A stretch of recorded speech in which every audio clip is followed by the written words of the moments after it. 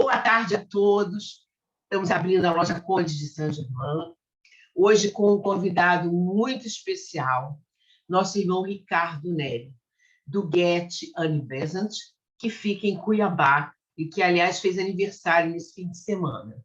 O nosso irmão fez um trabalho muito dedicado, muito profundo, sobre a teosofia e o espiritismo, as correlações, as diferenças, e esse trabalho é inédito, eu nunca tinha ouvido igual, e achei muito interessante, e estou recebendo hoje, então, o Ricardo com muita alegria, e vai ser em 2 etapas, porque é realmente um assunto extenso, e um assunto que tem muito a ver com a espiritualidade do povo brasileiro.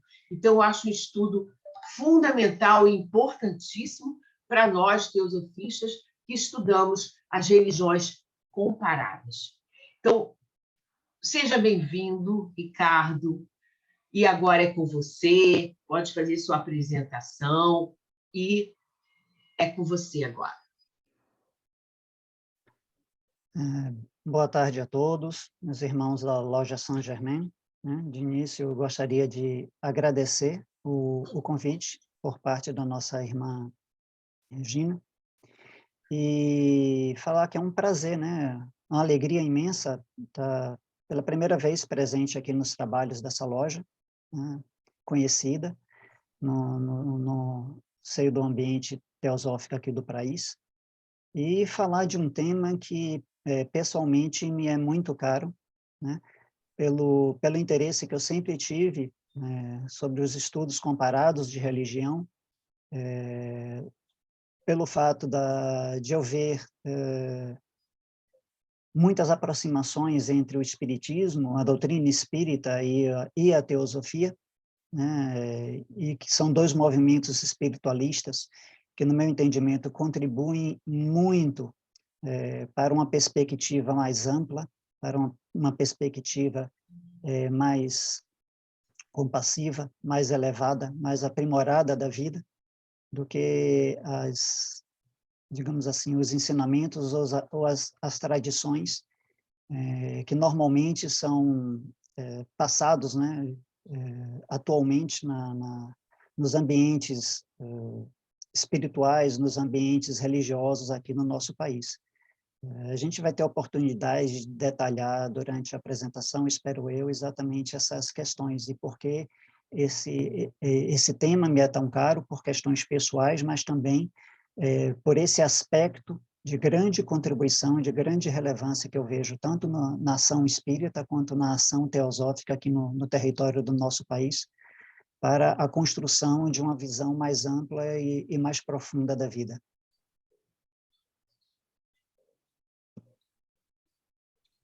Eu vou, então, iniciar aqui o compartilhamento.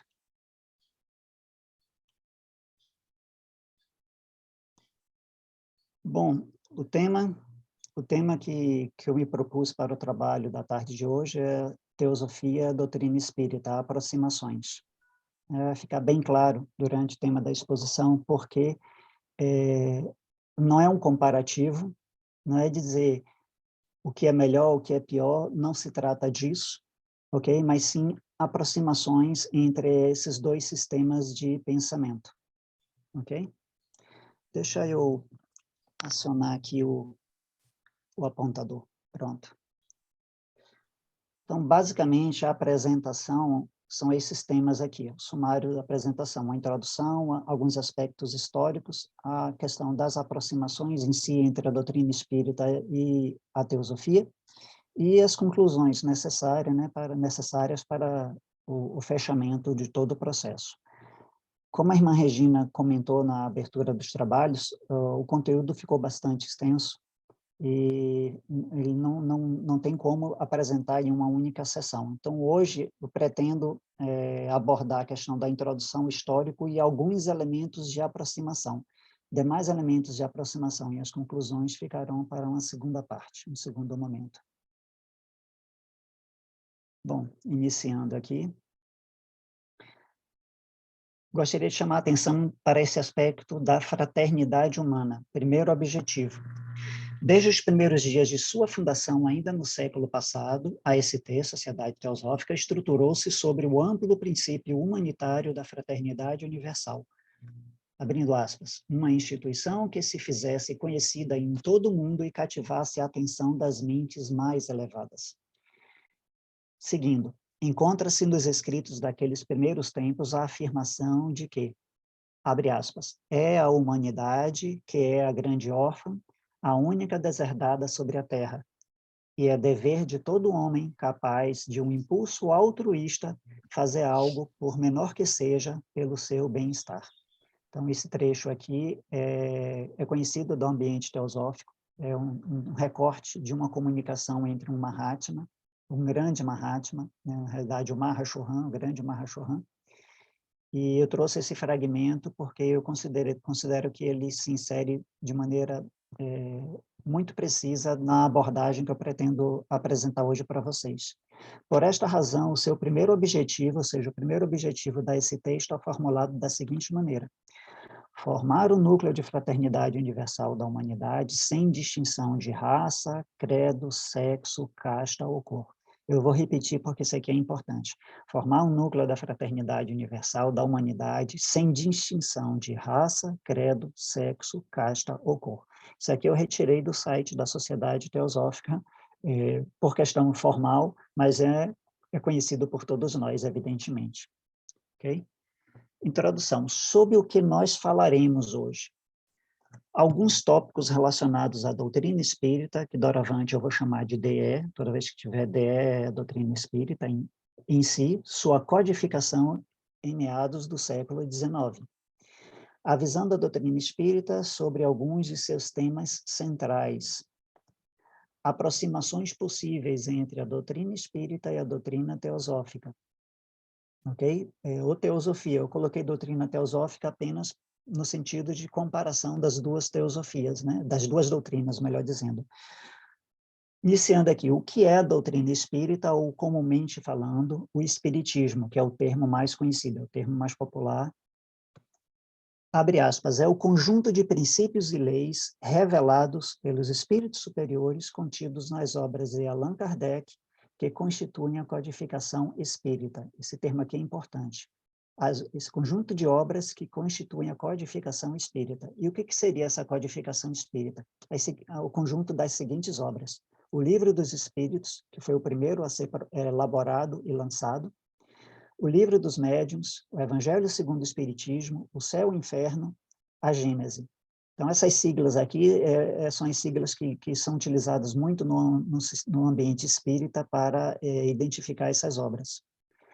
O conjunto dessas obras, e a Gênese, o conjunto dessas obras formam o que no Espiritismo, na doutrina espírita, é conhecida como Pentateuco Kardeciano, que todas essas obras foram produzidas, codificadas por Kardec, não foi ele que escreveu, ele codificou, ou seja, ele fez um processo de coleta de informações, organizou e estruturou, ok? E editou as obras. Então, isso é chamado de Pentateuco Kardeciano. Isso daqui não se trata, é do conhecimento do Ricardo Neri, mas não é a opinião do Ricardo Neri. Isso aqui eu retirei, esse trecho aqui, falando o que é a doutrina espírita, eu retirei do site da Federação Espírita Brasileira na internet. Ok? O que não é o espiritismo?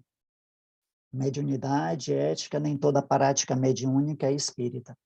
Então, existe essa confusão, apesar da ampla divulgação espírita e uma considerável simpatia da doutrina espírita no ambiente religioso brasileiro, há uma confusão ainda que persistente. A conexão de que espiritismo necessariamente é mediunidade e que não existe, digamos assim, prática ou estudo espírita sem o intercurso da mediunidade, ok? A gente vai, e que toda prática mediúnica, esse aqui é o ponto principal, e que toda prática mediúnica significa espiritismo. Esse é o problema, é o foco aqui em questão desse ponto que eu estou trazendo para vocês. Nem toda a prática mediúnica é espírita. Isso está contido nas obras fundamentais lançadas por Allan Kardec. Em nenhum momento, nessas obras aqui do Pentateuco Kardeciano, que é o conjunto, é o pilar, são as obras fundamentais da doutrina espírita, o Kardec apresenta ou defende essa tese de que a mediunidade é uma posse, é uma criação da doutrina espírita. É exatamente o contrário. Kardec deixa explícito, já no primeiro livro, o Livro dos Espíritos, ok? E desenvolve essa questão no Livro dos Médiuns, que foi o segundo livro a ser lançado, que a mediunidade é uma característica, é uma capacidade inerente ao ser humano. E ele coloca isso até numa linha de tempo extremamente longa, que ele fala que essa conexão entre o ser humano e a mediunidade, ela se perde na linha do tempo, porque ela está presente desde a mais remota antiguidade, desde as mais antigas civilizações, ok? Então, é preciso falar a respeito disso, de que não é porque existe a prática da mediunidade que se está falando necessariamente da doutrina espírita, porque até mesmo os médiuns, muitos médiuns, defendem esse equívoco. E outra coisa também é que um outro valor que é extremamente importante para a doutrina espírita é a questão da ética da conduta, tanto de qualquer trabalhador dentro de uma casa espírita, e principalmente para os médiuns. Então, por isso que, por exemplo, o Espiritismo condena veementemente a prática da mediunidade mediante ganho financeiro, ok? Por isso que eu trouxe aqui esse termo aqui dessa questão da ética. Quando surgiu a doutrina espírita?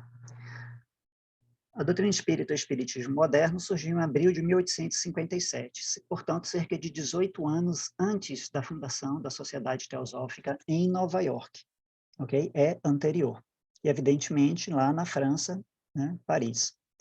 Kardec explica que a doutrina espírita é tão antiga quanto o próprio homem, que seus fundamentos sempre estiveram presentes em todas as civilizações da antiguidade, ou seja, todo aquele conjunto de ensinamentos, de filosofias, de mitologias e as religiões da antiguidade, em maior ou menor intensidade, em maior ou menor profundidade, elas expressavam aquilo que o Kardec via claramente como fundamentos que sustentam digamos assim, a versão mais moderna do espiritismo, que foi a versão codificada por ele na França em 1857.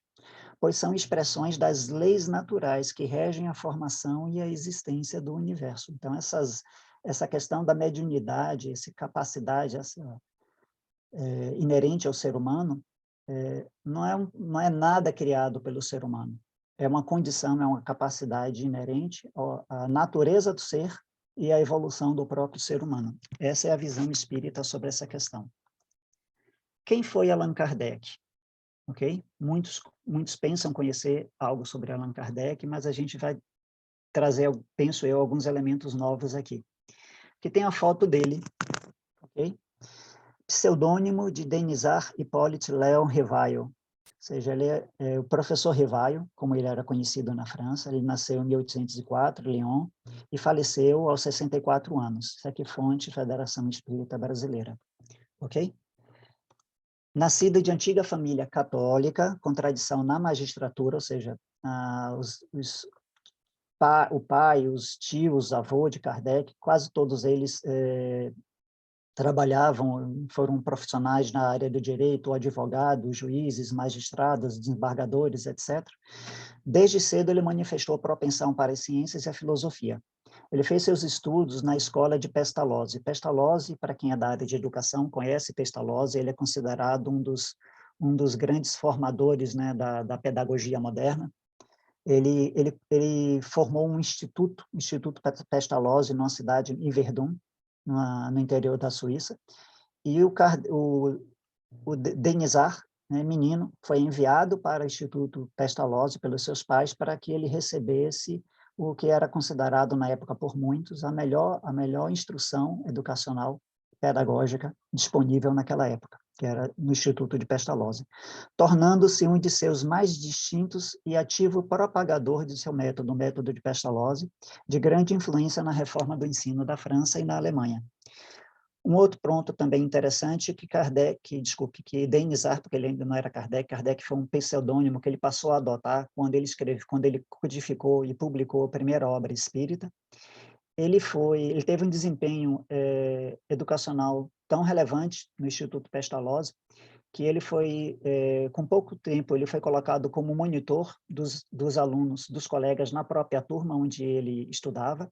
Depois ele foi também elevado ao grau de estagiário dentro do Instituto Pestalozzi e chegou a ser o professor substituto quando, por alguma eventualidade, algum professor se ausentava ou se adoentava e ele era convidado para substituí-lo em diversas disciplinas. Como pedagogo, dedicou-se à luta para uma maior democratização do ensino público na França. Entre 1875 e 1840, ele manteve em sua residência cursos gratuitos de química, de física, anatomia comparada, astronomia e outros cursos gratuitos. Okay? Ele elaborou um manual de aritmética que foi adotado por décadas nas escolas francesas e um quadro mnemônico sobre a história da França, né? Ela, que era considerado também um recurso inovador naquela época. Elaborou uma gramática do francês, que essa gramática também, por décadas, era a gramática oficial utilizada nas escolas francesas, e outras obras adotadas, né, por décadas, e outras obras complementares, né? Ele era fluente em vários idiomas, inglês, alemão, Dutch, que é uma derivação da língua alemã falada ali nos Países Baixos, ok? E conhecia latim, conhecia o espanhol, conhecia o italiano. Ele participava e acompanhava diversas sociedades científicas, né, o que era muito comum na época. Ok? Seguindo. Origem do termo espiritismo, ou doutrina dos espíritos. Isso aqui foi retirado do Livro dos Espíritas. Tá ok? Palavras do Kardec na introdução da obra, para dizer que daqui não é a opinião do Ricardo.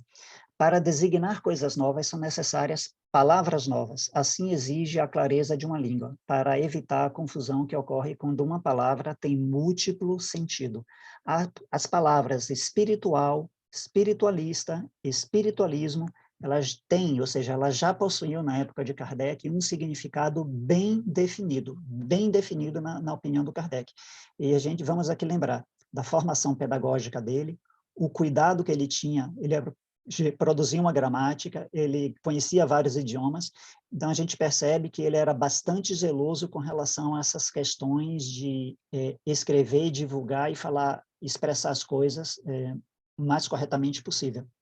Tinha um significado bem definido e acrescentar-lhes um novo significado para aplicá-las à doutrina dos espíritos seria multiplicar os casos já tão numerosos de palavras com duplo sentido. De fato, espiritualismo é o oposto do materialismo. Vou repetir, de fato, o espiritualismo é o oposto do materialismo. E qualquer um que acredite ter em si, além da matéria, algo além da matéria, é espiritualista. Mas isso significa não necessariamente que ele é espírita. Ou seja, acreditar que existe em nós, seres humanos, algo além da matéria, nos torna espiritualistas, mas não necessariamente espírita. Embora isso não queira dizer que creia na existência dos espíritos ou em suas comunicações com o mundo material, que é, digamos assim, alguns elementos essenciais da doutrina espírita, né? Em vez das palavras espiritual, espiritualismo, utilizamos para designar a crença nos espíritos as palavras espírita e espiritismo.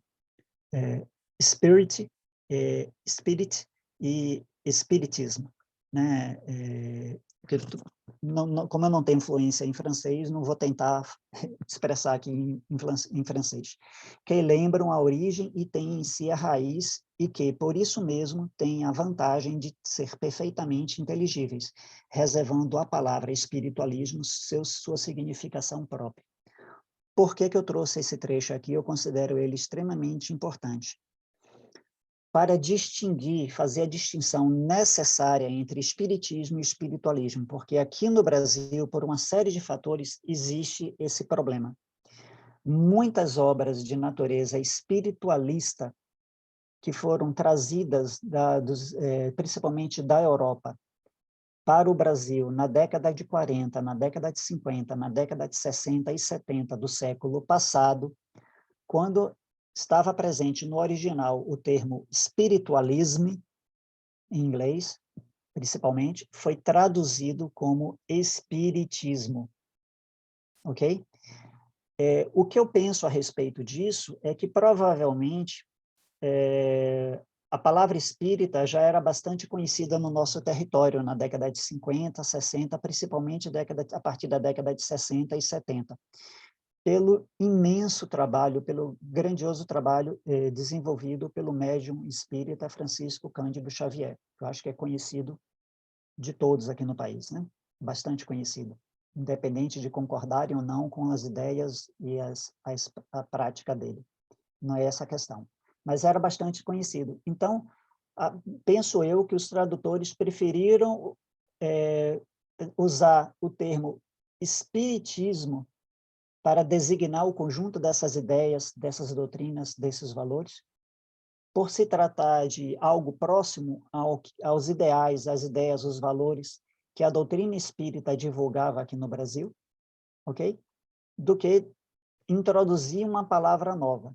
Particularmente, eu não concordo com essa abordagem, ok? Eu acredito que deveria ter sido feito, era a tradução correta mesmo do termo.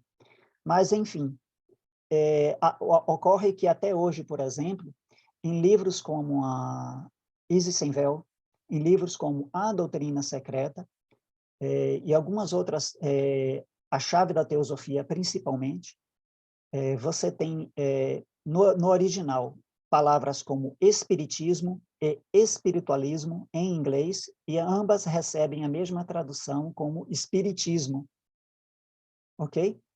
O que é incorreto, porque a gente vai ver que espiritualismo e espiritismo são, até o próprio Kardec, ele defende que eu estou colocando o nome de doutrina espírita porque, na minha visão, a doutrina espírita não corresponde ao espiritualismo, ok? Ele é um subconjunto.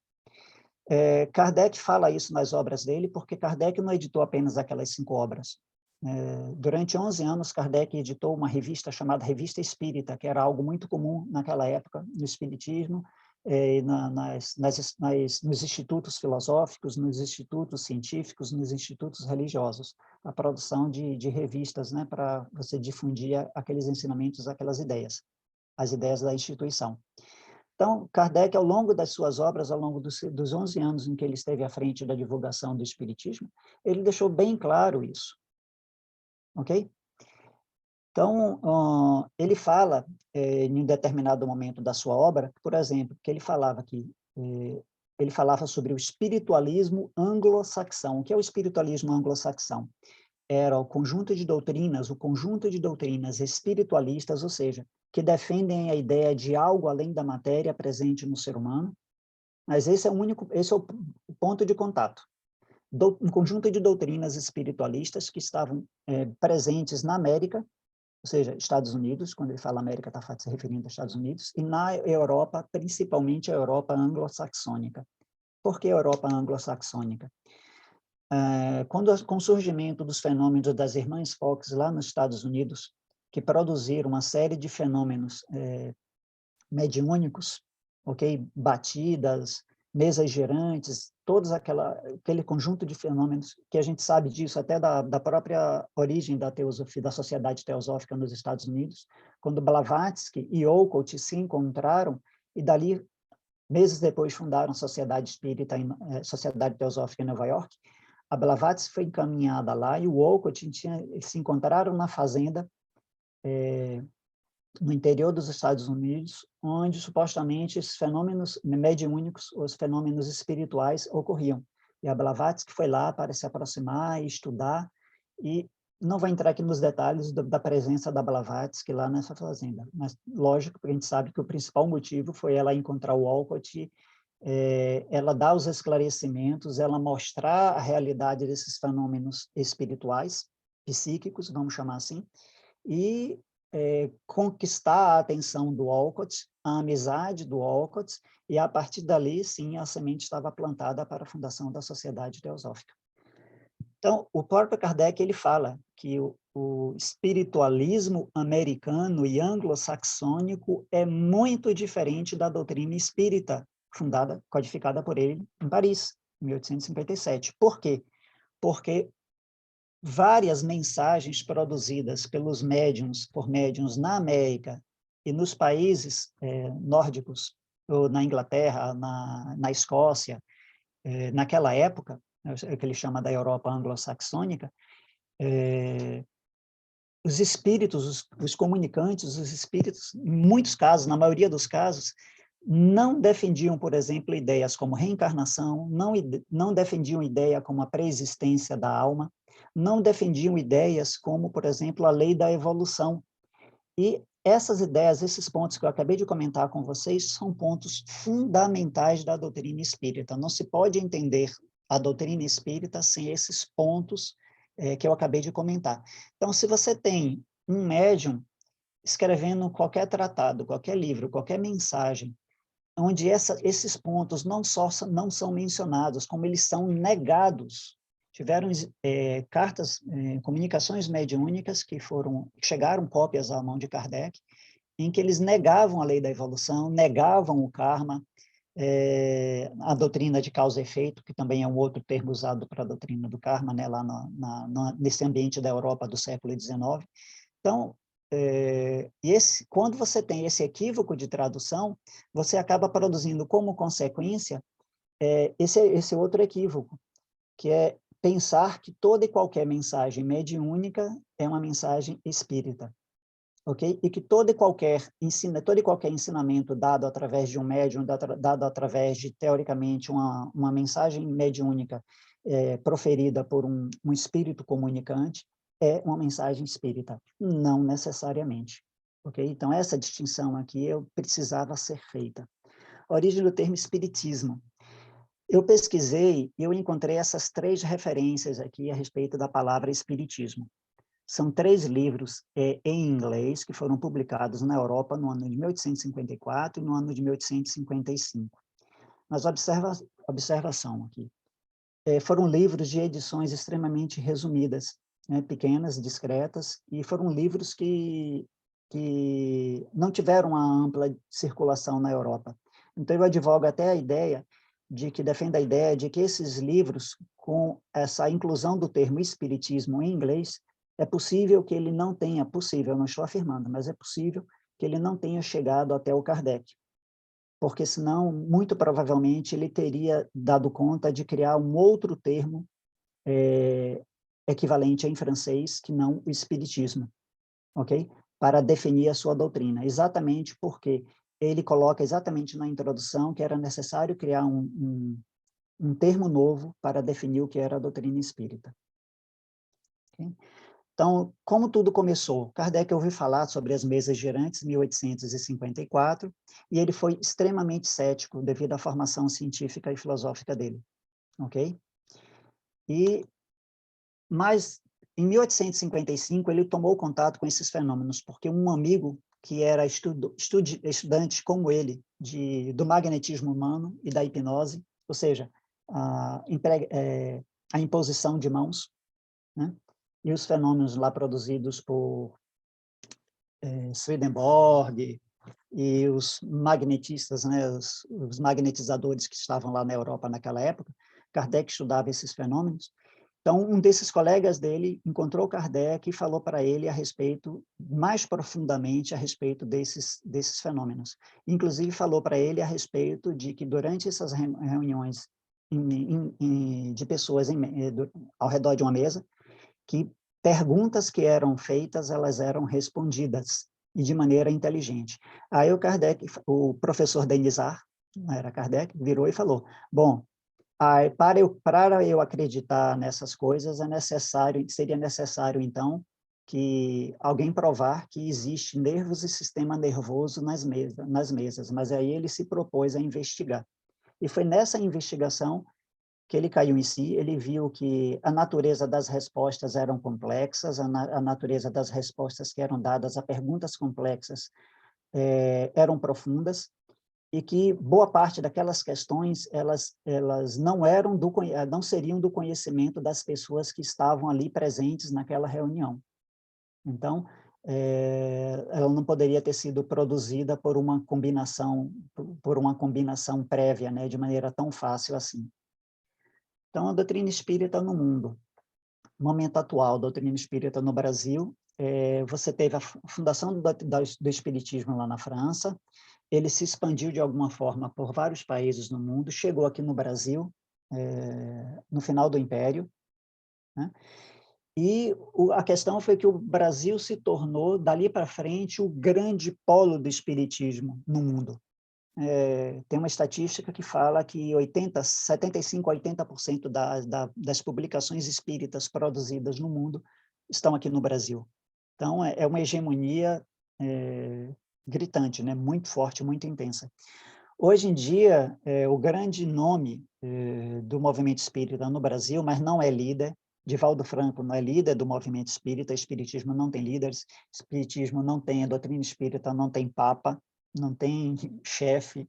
Então, Divaldo Franco é apenas um trabalhador espírita, o grande nome é Divaldo Franco, completou recentemente 90 anos, ele mora em Salvador, já psicografou mais de 250 obras, e essas obras, todas elas, o valor convertido das vendas, são destinados a uma obra social gigantesca que ele tem lá em Salvador, ok?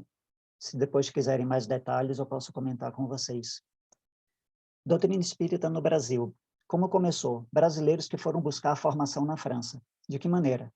Final do Império, filhos de pecuaristas, de cafeicultores, de famílias abastadas, viajaram para a França para receber instrução lá nas universidades francesas, porque a França, naquela época, era o centro cultural do mundo, ok? Tomaram contato com os fenômenos, com as obras do Kardec, porque aí as obras, ele não assinou como autor, não assinou como Denis Arrevaio, mas sim como Allan Kardec, que é um pseudônimo, e depois o Allan Kardec revelou que Allan Kardec teria sido um nome que a individualidade dele teria adotado em uma encarnação anterior junto aos druidas. Ok? O Kardec teria, ou seja, ele teria sido um sacerdote druida séculos anteriores, e naquela região mesmo ali da França, e aí, então ele passou a adotar o nome Allan Kardec para assinar as obras espíritas que ele editava, codificava e editava. E eles retornaram com as obras da doutrina espírita em francês, né? Porque naquela época, no Brasil, todas as pessoas de boa escolarização falavam e liam francês fluentemente. As primeiras atividades relacionadas à doutrina espírita no Brasil eram, em sua ampla maioria, grupos familiares, ou seja, as pessoas se reuniam em casa para ler e comentar, fazer o estudo comentado das obras espíritas, principalmente o Livro dos Espíritos e o Evangelho, ok? É uma prática que hoje em dia foi atualizada e convertida em algo que a doutrina espírita, no momento atual, chama de Evangelho no Lar, que é o estudo de ensinamentos morais e éticos, semanalmente feito dentro da casa de praticantes do espiritismo, para, digamos assim, ajudar, né, na elaboração, na elevação da egrégora do lar da família da pessoa, né? Entre outros motivos, mas segundo momento. No segundo momento, começaram a surgir médiums, começaram a surgir pessoas com capacidades, dotes mediúnicos, e essas pessoas começaram a fazer atendimento médico gratuito com receituário baseado na homeopatia para a população carente. Então, as pessoas inicialmente faziam isso nas suas próprias casas, depois eles passavam a alugar um galpão, alugar outra instituição, outra casa qualquer, e de um início extremamente tímido, chegou ao ponto de que há registro de que em alguns lugares você tinha, durante um dia, centenas de atendimentos. Uma população extremamente carente que não tinha recursos financeiros para ter acesso ao médico, muito menos acesso à compra de medicamentos. Ok? Então, aqui tem um ponto, um histórico importante. Os espíritas e Dom Pedro II, com relação à nova Constituição.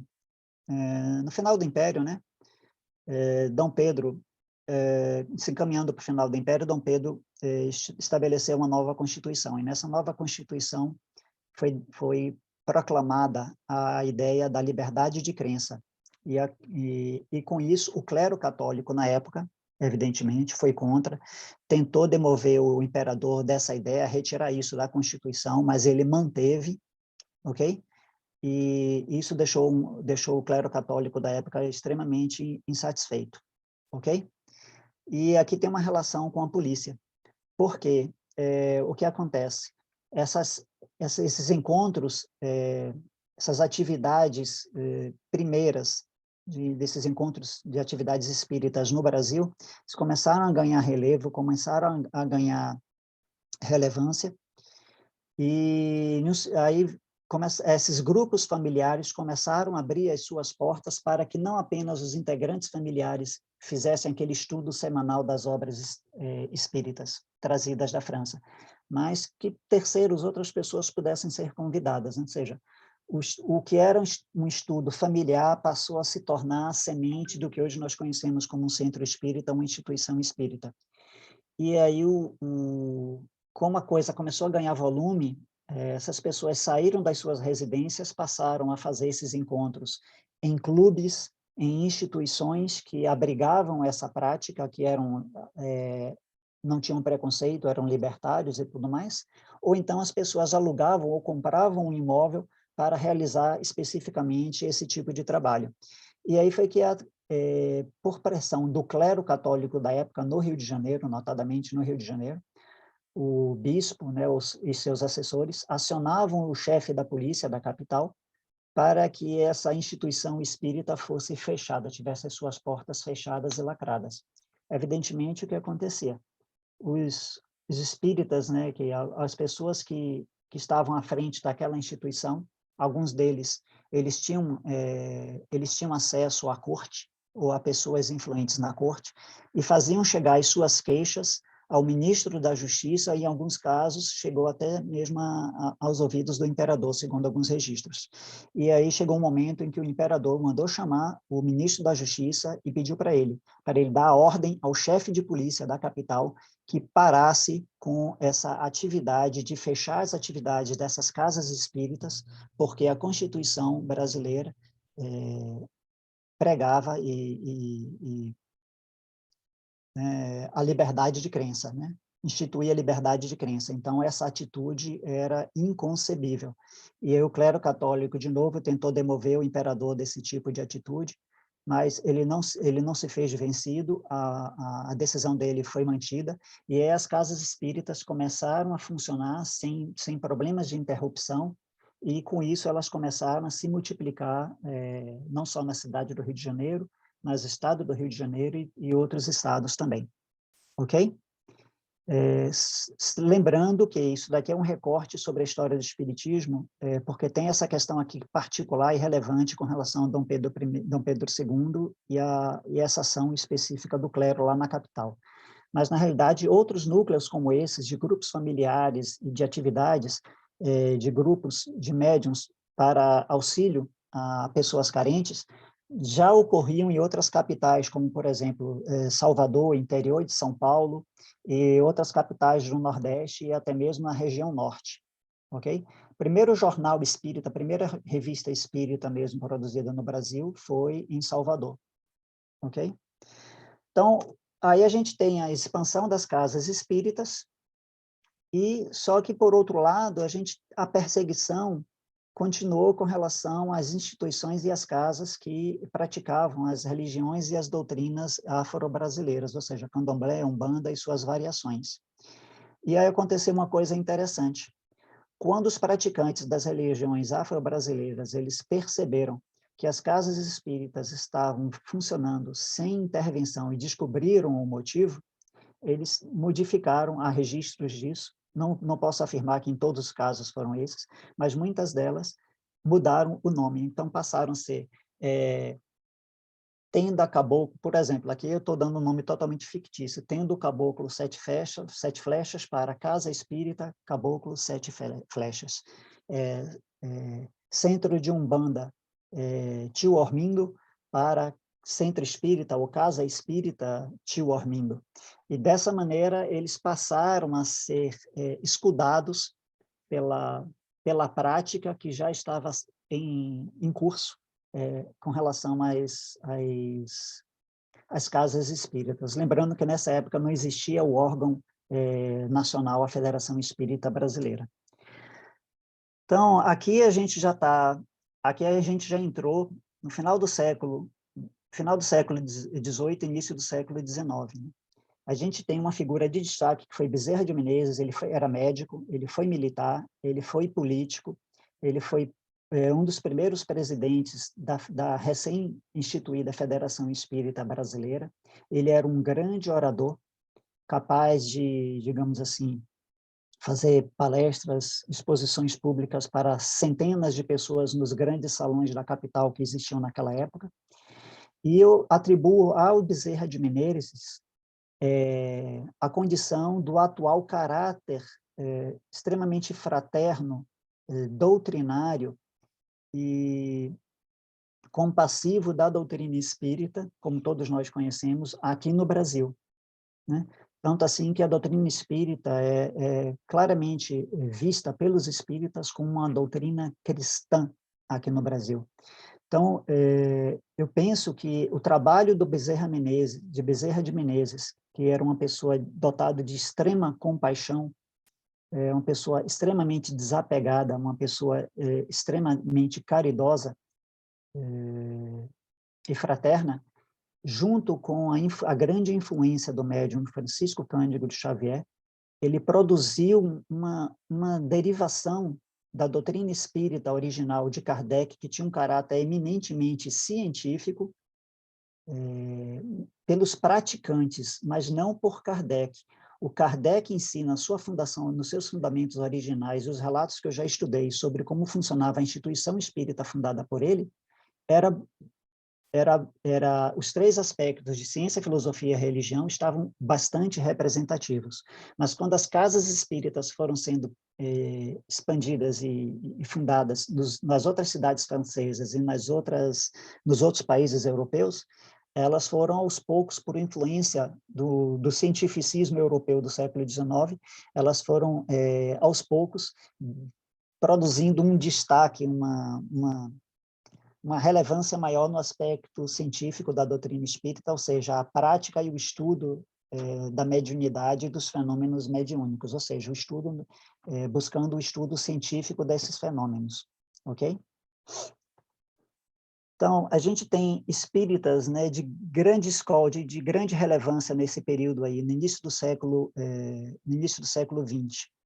Bezerra de Menezes, como eu já comentei sobre ele, Batuíra é um apelido, ele era do interior de São Paulo, ele descobriu que ele tinha capacidade de magnetizador, então ele passou, não vou me apresentar aqui uma biografia do Batuíra, mas ele passou a receber em sua casa pessoas que eram, digamos assim, consideradas loucos incuráveis pela ciência médica da época, ou seja, pessoas que eram levadas para hospitais psiquiátricos, que todos os tratamentos disponíveis da época não só não conseguia curar o doente, como até havia um quadro de agravamento da sua condição psiquiátrica. Os pacientes, tomando conhecimento do trabalho que o Batuíra fazia, tirava o paciente do hospital, assumia a responsabilidade e levava para a casa do Batuíra. O que ele fazia? Com trabalho de orações, imposição de mãos e água fluidificada, ele tratava essas pessoas. E os registros que ele curou de um jeito ou de outro. Eu não tenho como dizer que todas essas pessoas curadas elas eram efetivamente pacientes psiquiátricos, mas essas pessoas atingiram condição de normalidade e dos relatos que eu já estudei, a imensa maioria delas voltaram a assumir as suas responsabilidades familiares e sociais. Então, Batuíra chegou na época a ter poucas dezenas de pessoas, de loucos, hospedados em sua casa. E o curioso é que estando hospedado em sua casa, essas pessoas não surtavam. Então, você imaginem vocês ter 15, 20, 30 loucos hospedados em sua casa e eles não surtarem.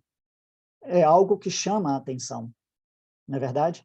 Eurípides Barçanufo, ele atuou ali na região sul de Minas e Redundâncias, aquelas regiões ali próximas. Tem um aspecto, tem um episódio muito interessante sobre Eurípides Barçanufo. Além da sua... Ele tinha conhecimentos de farmacêutico, ok?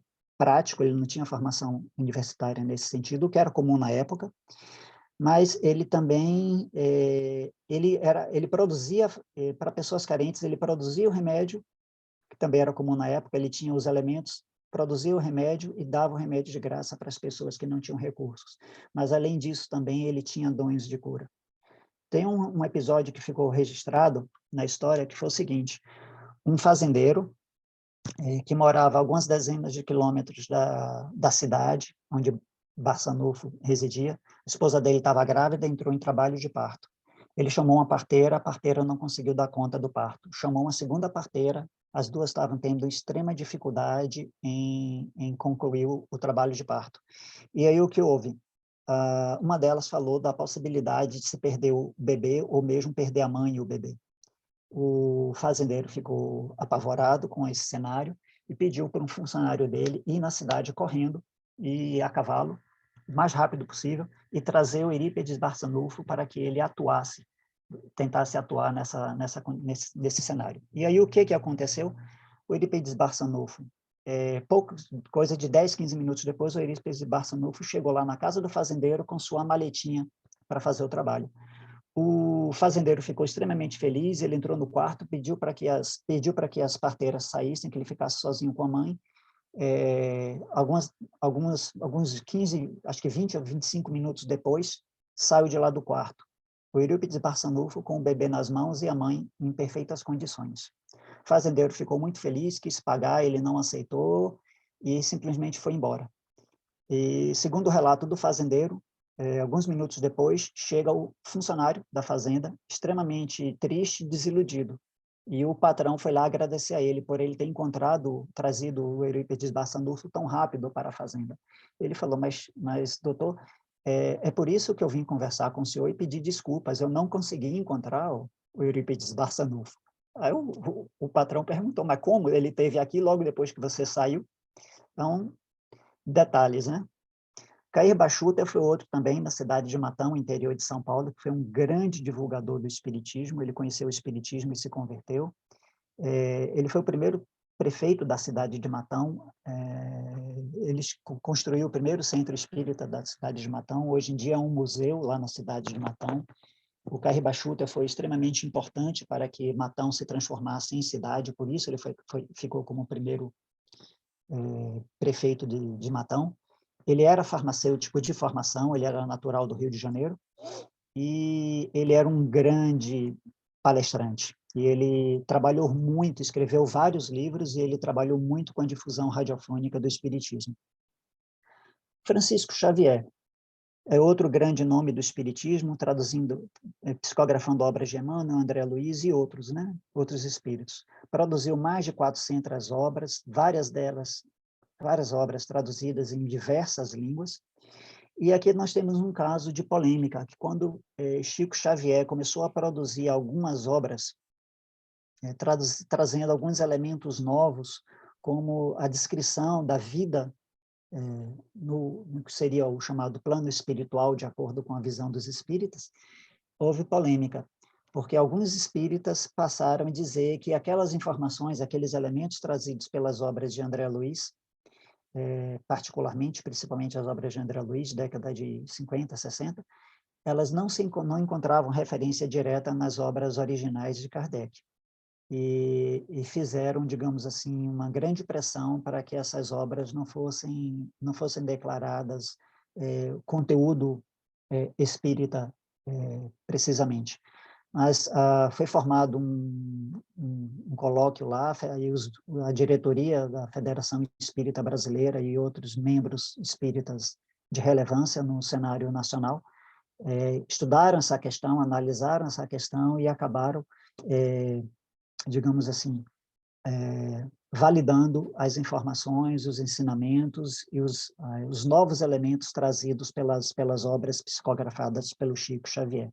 Mas alguns espíritas, até hoje, eles se mantêm fiéis exclusivamente às obras de Kardec.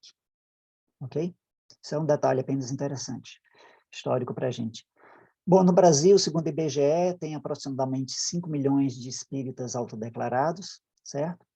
Mas é aquilo que eu comentei com vocês. Existem, o próprio Kardec, ele fala que existem vários tipos de espíritas, né? Nem todos os espíritas, ou seja, nem todas as pessoas que se declaram espíritas e que frequentam casas espíritas são estudiosos ou são membros trabalhadores das casas espíritas. A maioria deles são simpatizantes, mas se declaram espíritas. Mas lembra daquele Pentateuco? Quando você vai conversar com elas, quais obras do Pentateuco que vocês já leram? Ah, só li o Livro dos Espíritos. Ah, li o Livro dos Espíritos e o Evangelho. Ah, li o Livro dos Espíritos, o Evangelho, mas li o Livro dos Médiuns pela metade. Ou seja, nem as obras que são o Pentateuco kardeciano, que são consideradas obras fundamentais, muitos desses espíritas fizeram essa ação. Então, a doutrina espírita, hoje em dia, aqui no Brasil, ela está presente em todos os estados, fortemente. Todos os estados possuem federações estaduais, né? E ele tem um grande conjunto de ações e de atividades espalhados pelo Brasil. Existem creches fundadas por instituições e mantidas por instituições espíritas que não contribuem, que não abrigam necessariamente filhos de espíritas, muito pelo contrário, a maioria das pessoas das creches que são fundadas não tem nenhuma distinção. O espiritismo não pratica nenhum grau de proselitismo religioso. Então, as creches espíritas, os orfanatos, os hospitais psiquiátricos, as sociedades científicas, como a Associação de Médicos Espíritas do Brasil, essas creches, orfanatos, hospitais psiquiátricos, essas sociedades científicas, elas não estão restritas apenas à presença de espíritas. Pessoas que são simpatizantes ou interessados, ou pessoas necessitadas, podem usufruir dos serviços e benefícios da prática dessas instituições. E outras associações culturais também. Então, esse tópico aqui eu vou comentar depois. É de natureza particular minha, digamos assim, é o meu histórico de aproximação da doutrina espírita. Eu posso falar isso depois para que a gente ganhe tempo. E aqui a gente tem essa referência do Henry Steele Olcott, né, presidente da Sociedade Teosófica, no seu diário, né, no livro Old Dire Lives, no capítulo chamado Espiritualismo, ok? Citando Blavatsky. Mais tarde, Blavatsky, me disse que a eclosão dos fenômenos mediúnicos tinha sido causada pela fraternidade de adeptos como recurso para impulsionar a evolução. Ou seja, segundo Olcott, a Blavatsky teria dado essa informação a ele, de que os fenômenos espíritas, espiritualistas mediúnicos, que o Olcott e a Blavatsky foram presenciar lá no interior dos Estados Unidos, que depois permitiu a união dos dois para a fundação da Sociedade Teosófica, foi uma intervenção de adeptos, os seres de quarta iniciação, especificamente da Irmandade de Yucatán, no México, como um recurso para impulsionar a evolução e, particularmente, para deter, ou pelo menos frear, o grande impulso de materialismo que estava ocorrendo na cultura mundial daquela época, e que Blavatsky severamente criticou em suas obras fundamentais.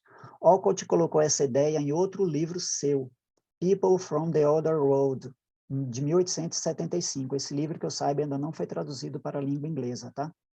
Então, essa tradução aqui é minha. Sugerindo a hipótese plausível de que essa devia ser a verdade. Mas, então, nesse caso, o surto espiritualista, ok?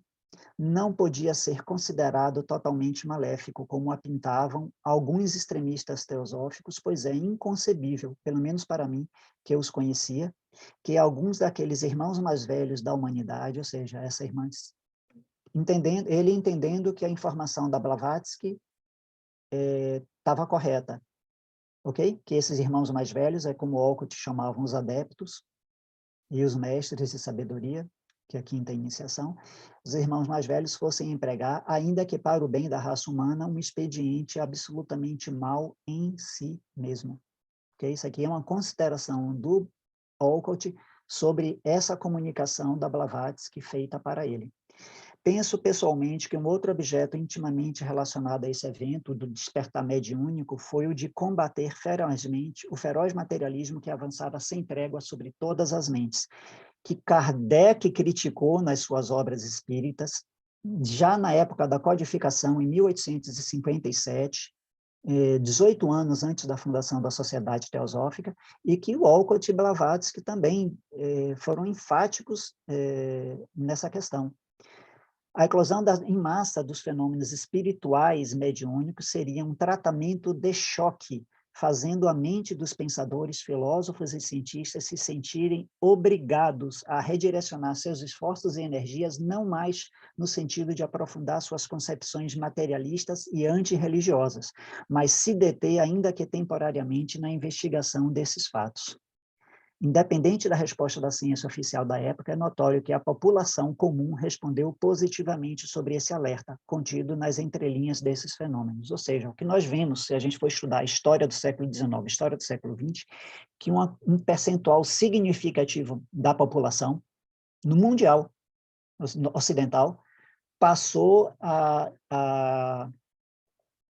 defender a possibilidade da pré-existência da alma, antes do nascimento do corpo, e a pós-existência consciente do ser, após o fenômeno da morte. Mais do que isso, uma parcela também significativa dessas pessoas passou a defender a doutrina do karma, seja ela com variantes de interpretação e também a questão da evolução espiritual. Isso é claro no estudo das religiões do século XIX e século XX. Aqui no Brasil, com a presença do espiritismo e a difusão do espiritismo, a gente tem, estatisticamente, isso é comprovado, porque isso aí já foi pesquisado pelo IBGE, o Brasil é um dos países com maior percentual onde a população acredita na reencarnação. Então, a crença na reencarnação muda de maneira significativa a perspectiva de vida que o indivíduo tem. Ele não está mais fadado àquelas duas únicas possibilidades, do céu eterno e do inferno eterno, para aquele que não é perfeito ou que não se alinha de maneira significativa às ideias de determinada doutrina religiosa preponderante ao longo do século XX aqui no nosso país, ao longo do século XX e XIX aqui no nosso país.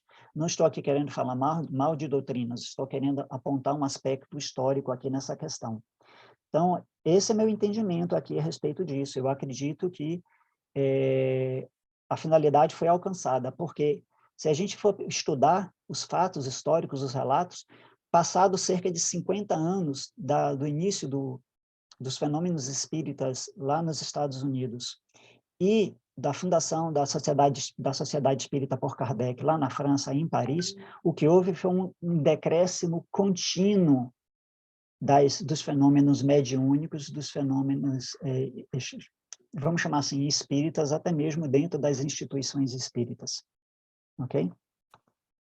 Corre o ano de 54 e o professor Rivail encontra um colega magnetizador, o Sr. Fortier, que lhe conta sobre as manifestações. Algum tempo depois, o Sr. Fortier diz ao professor que as mesas não só se moviam, mas também falavam. Rivail, cético, responde: só acreditarei quando vir e quando me provarem que em uma mesa tem cérebro para pensar, nervos para sentir, que possa se tornar sonâmbula.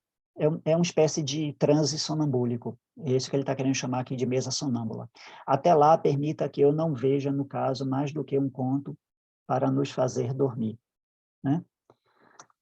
Então, em outra obra aqui de referência, História do Espiritualismo, escrita por Sir Arthur Conan Doyle, começava a se cumprir a palavra espiritual nas manifestações americanas, de que a finalidade delas era conduzir a humanidade em harmonia para convencer os céticos da imortalidade da alma, ou seja, traga aqui um outro elemento de um outro escritor, de uma obra que é considerada uma obra de referência na época, foi escrita nesse período também, final do século XIX, a edição original, que ele tem essa mesma visão, que a grande finalidade desses fenômenos era exatamente combater os céticos da imortalidade da alma.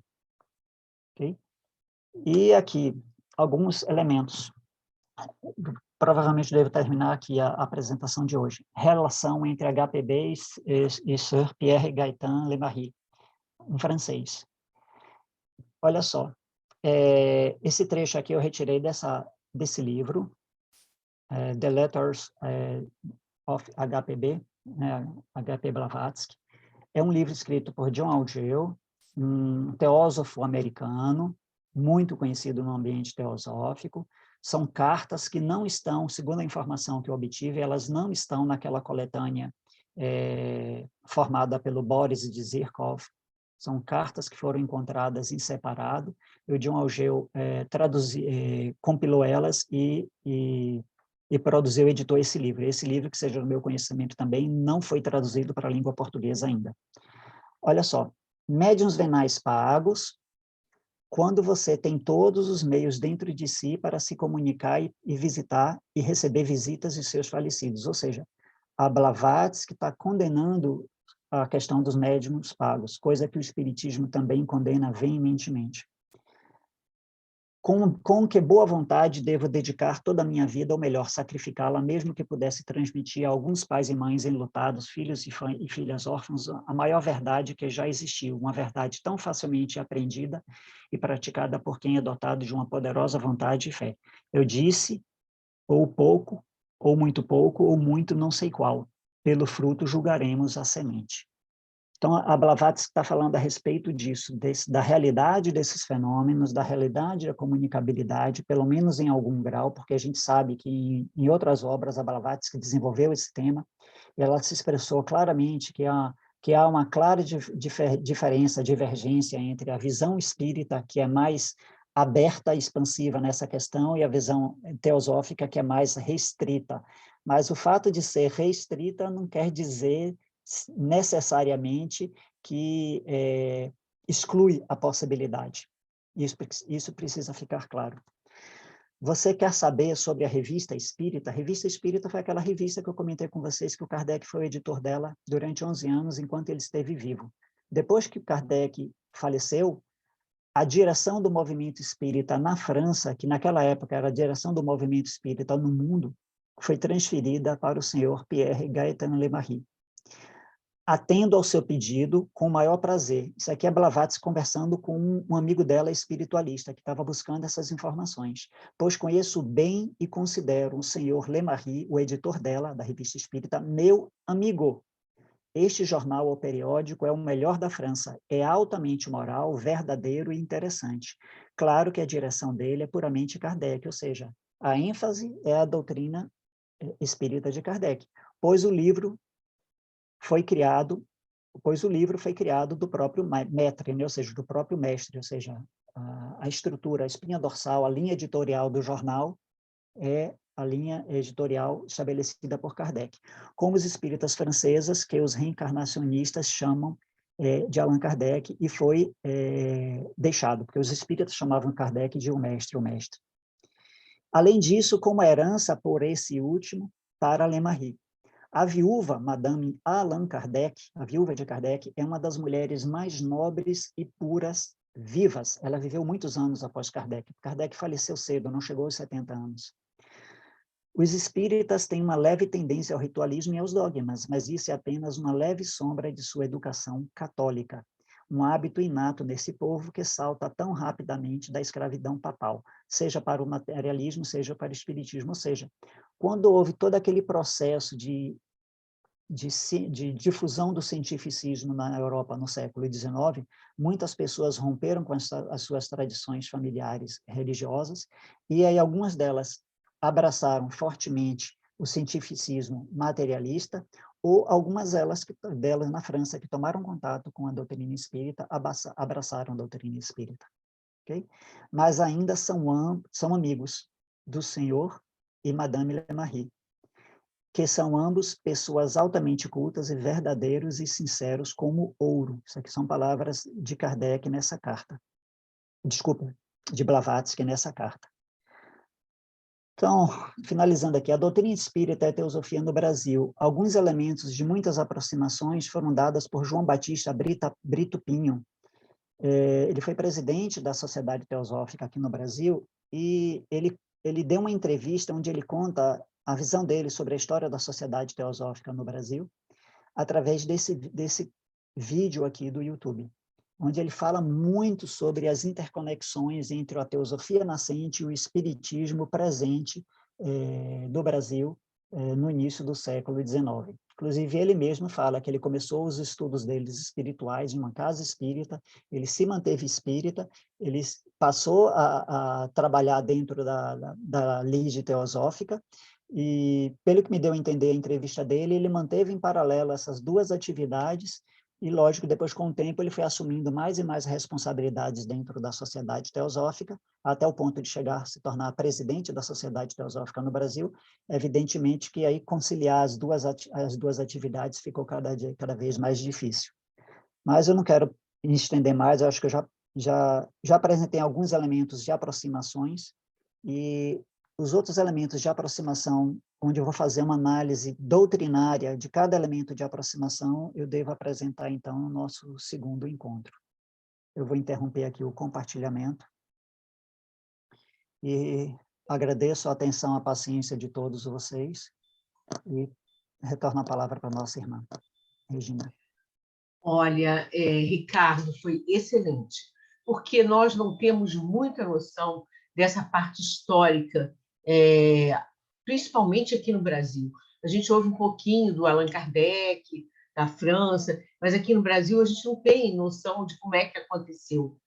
E isso é fundamental como abertura realmente, para depois a gente entender a parte filosófica e como é que acontece a teosofia, como é que acontece o espiritismo, porque com certeza não nasceram próximos à toa.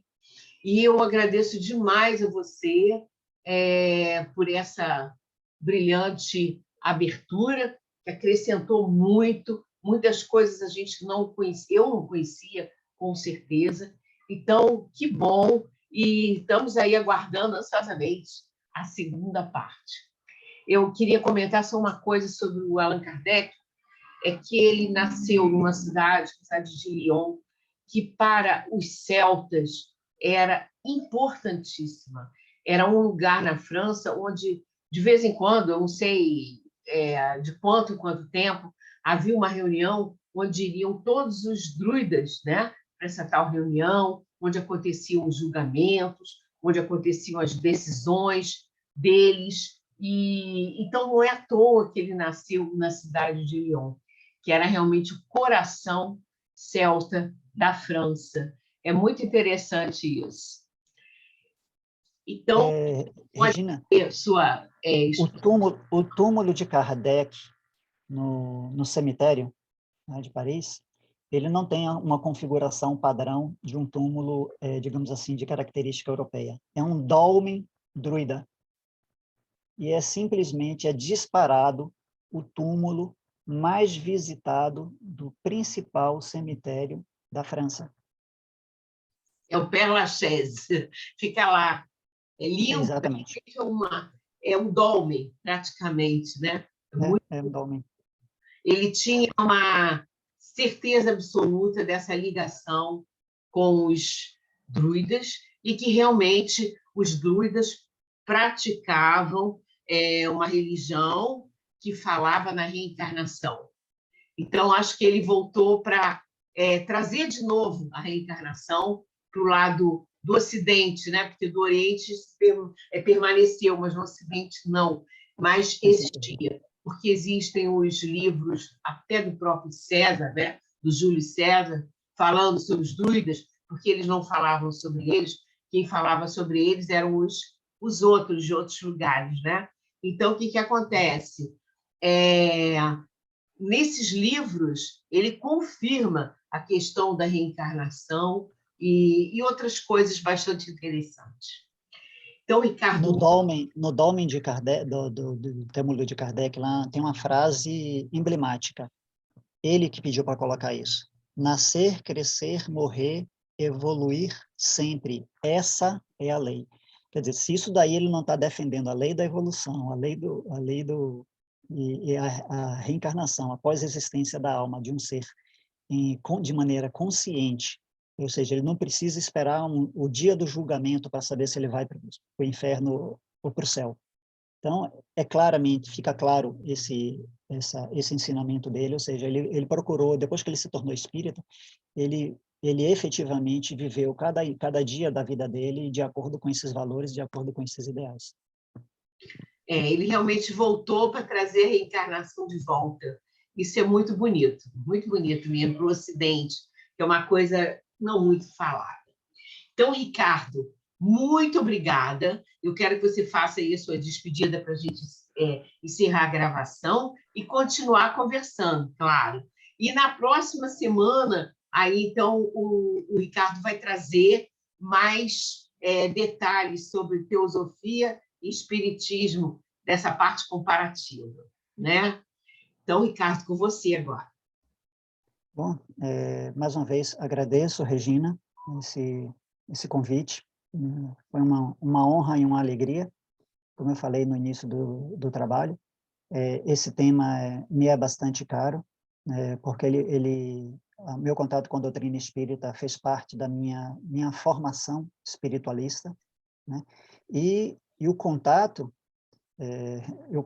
com a teosofia nessa formação espírita é muito, muito significativo, de um ponto que algumas pessoas acham até inacreditável. Não vou comentar aqui agora, posso comentar com vocês depois.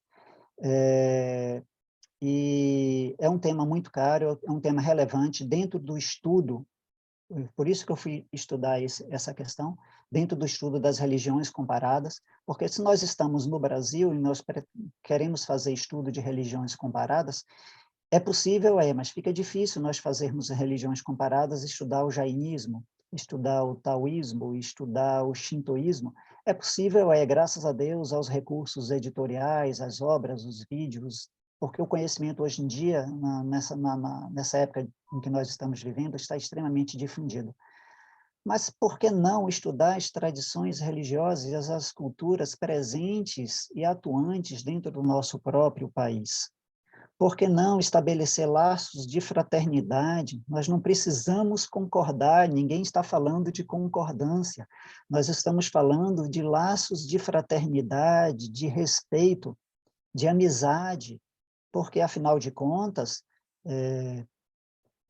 o motivo que, digamos assim, permitiu a eclosão dessas linhas religiosas, desses movimentos religiosos, dessas tradições espirituais ou espiritualistas, em qualquer país, sempre foi combater o materialismo, que esse é o grande problema, combater o dogmatismo, que é o que a própria Blavatsky deixa muito claro nas suas obras fundamentais, nos seus artigos até anteriores à escrita de Isis Senvel e principalmente da doutrina secreta, e também servir como elementos de esclarecimento e despertar do ser humano, porque sabemos que todas as pessoas têm tendências diferentes, têm motivações diferentes, têm abordagens diferentes, visões diferentes sobre o mundo e sobre a vida. Então, a multiplicidade dessas acepções, dessas filosofias, né, desses movimentos, permite com que ninguém deixe de ser, entre aspas, representado ou convidado para mergulhar nessa fonte original, porque todos nós sabemos que por trás de toda desse oceano desses vários mares de doutrinas, de filosofias e sistemas religiosos, a essência pura, a essência única está lá presente, sempre esteve presente, sempre vai estar presente. Basta que nós possamos desenvolver a nossa musculatura espiritual e o nosso fôlego espiritual para mergulhar com a profundidade, atingir a profundidade necessária para ter acesso a esses elementos universais e totalmente destituídos de qualquer diversidade. Eu agradeço a atenção e a paciência de todos vocês. Gratidão. E a semana que vem continuamos com o nosso estudo.